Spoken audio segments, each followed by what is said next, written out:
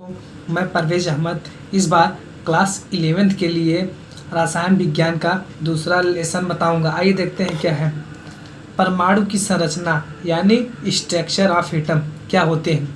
सबसे पहले हम आपको बता दें कि हम आपको पहले लेसन में बताए थे कि द्रव्य क्या है। ठीक, द्रव्य यानी पदार्थ, इन्हें हम बोलते हैं पदार्थ। पदार्थ क्या है, जैसा कि मैंने आपको पिछले लेसन में बताया था कि ब्रह्मांड में जो भी वस्तु जिनका कुछ न कुछ द्रव्यमान हो और जो स्थान घेरे वही द्रव्य कहलाती हैं।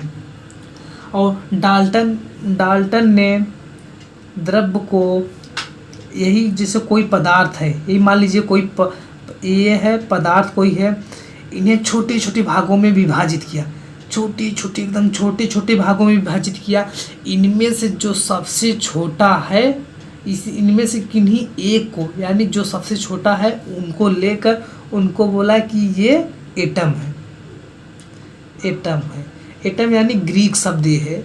एटम जो है ग्रीक शब्द है, डाल्टन ने एटम शब्द दिया और ये एटम है, इन्हें एटम दिया और इन्हें ग्रीक भाषा में एटोमियो बोलते हैं। इन्हें ग्रीक भाषा में एटोमियो बोलते हैं। ए मीन्स नॉट होता है और टोमियो मीन्स डिविजिबल, यानी ऐसे पदार्थ जिनको विभाजित न किया जा सके, यानी ऐसे किसी तत्व का वह सूक्ष्मतम कण जिन्हें विभाजित न किया जा सके, जो अविभाज्य है, उन्हें ही एटम बोला। और एटम जो है उन्हें हिंदी में बोलते हैं परमाणु। एटम को ही हिंदी में परमाणु बोलते हैं। डाल्टन ने ही द्रव्य को लेकर उन्हें छोटे छोटे भागों में विभाजित कर दिया और ऐसा विभाजित किया कि अब उसको उससे छोटे कण में विभाजित नहीं किया जा सकता। उन्हीं में से किन्हीं एक कण को लिया और उन्हें एटम नाम दिया। एटम जो होता है, यानी ग्रीक शब्द में उन्हें एटोमियो बोलते हैं। ग्रीक शब्द एटोमियो दिया तो एटोमियो का ए मीन्स नॉट होता है और टोमियो मीन्स डिविजिबल होता है, यानी ऐसे सूक्ष्म कण जो विभाजित न किए जा सके। सूक्ष्म कण जो अविभाज्य है, यानी जिनको हम विभाजित न कर पाए उन्हें ही अविभाज्य बोलते हैं। परमाणु जो है वो सूक्ष्मतम कण है और वो अविभाज्य है, यानी उन्हें हम विभाजित नहीं कर सकते।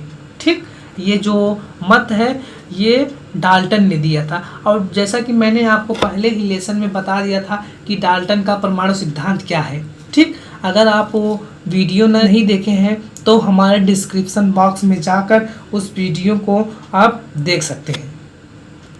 फिर इनके बाद और भी वैज्ञानिक आए, वो बोले नहीं, एटम से भी छोटे कण होते हैं। एटम से भी छोटे कण होते हैं जिन्हें हम इलेक्ट्रॉन, ठीक, इलेक्ट्रॉन और प्रोटॉन और न्यूट्रॉन बोलते हैं। ठीक, डाल्टन साहब के बाद और भी वैज्ञानिक आए जो बोले नहीं, परमाणु जो है उससे भी छोटे कण होते हैं जिन्हें हम इलेक्ट्रॉन, प्रोटॉन और न्यूट्रॉन के नाम से जानते हैं। इलेक्ट्रॉन की खोज जे थॉमसन नामक वैज्ञानिक ने किया था। ठीक, थॉमसन हो गए। और प्रोटॉन की खोज जो है वो रदरफोर्ड ने किया था। रदरफोर्ड पर आपको कहीं कहीं पर मिले गोल्डस्टीन जो है वो प्रोटॉन का केवल ऑब्जर्व किए थे कि प्रोटॉन है, वो प्रोटॉन का जो है ऑब्जर्व किए थे, यानी गोल्डस्टीन जो है वो केवल प्रोटॉन को ऑब्जर्व किए थे। ये प्रोटॉन को ऑब्जर्व यानी देखे थे केवल। ठीक, ये हो गए। गोल्डस्टीन साहब जो थे वो केवल प्रोटॉन को ऑब्जर्व किए थे कि ये प्रोटॉन है, पर उनका जो उन्हें पहचाने थे वो रदरफोर्ड थे। रदरफोर्ड ने ही बताया कि नहीं ये प्रोटॉन है, ठीक। और न्यूट्रॉन जो है, न्यूट्रॉन की खोज जेम्स चैडविक नामक वैज्ञानिक ने किया था, ठीक। जेम्स चैडविक नामक वैज्ञानिक ने किया था। हम इलेक्ट्रॉन जो है, देखिए ये जो इलेक्ट्रॉन है ना, इलेक्ट्रॉन को हम E- से प्रदर्शित करते हैं, ठीक। ये इलेक्ट्रॉन हो गया। और प्रोटॉन जो है उन्हें हम P से प्रदर्शित करते हैं, स्मॉल p से। और उनके बाद न्यूट्रॉन जो है, न्यूट्रॉन को हम 0 या 1 से प्रदर्शित करते हैं, ठीक। अब इन पे जो आवेश होता है, यानी आवेश लिख दे रहे हैं हम यहाँ पर, आवेश, ठीक। यहाँ पर हम आवेश लिख दे रहे हैं। अब देखते हैं किस पर कितना आवेश है, ठीक। इलेक्ट्रॉन जो है उन पर वो ऋणावेशित होते हैं, यानी उन पर 1.6 गुणे 10 घाते माइनस 19 कूलम होता है।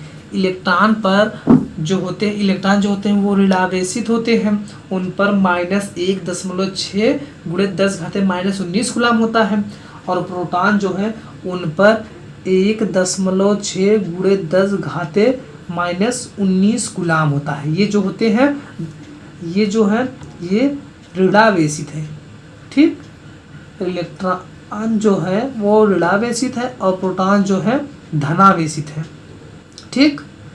प्रोटॉन हो गए धनावेशित और न्यूट्रॉन जो होते हैं वो विद्युत उदासीन होते हैं, यानी इन पर कोई चार्ज नहीं होता है, ठीक। न्यूट्रॉन हो गए विद्युत उदासीन। अब देखते हैं कि आवेश हो गया इनका। अब इनका देखते हैं द्रव्यमान क्या है, ठीक। अब हम यहाँ पर लिख देंगे द्रव्यमान, ठीक। द्रव्यमान हो गया। इलेक्ट्रॉन पर जो द्रव्यमान है वो 9.108 गुणे 10 घाते -29 ग्राम, ये जो है ग्राम में है और इलेक्ट्रॉन का द्रव्यमान है, ठीक।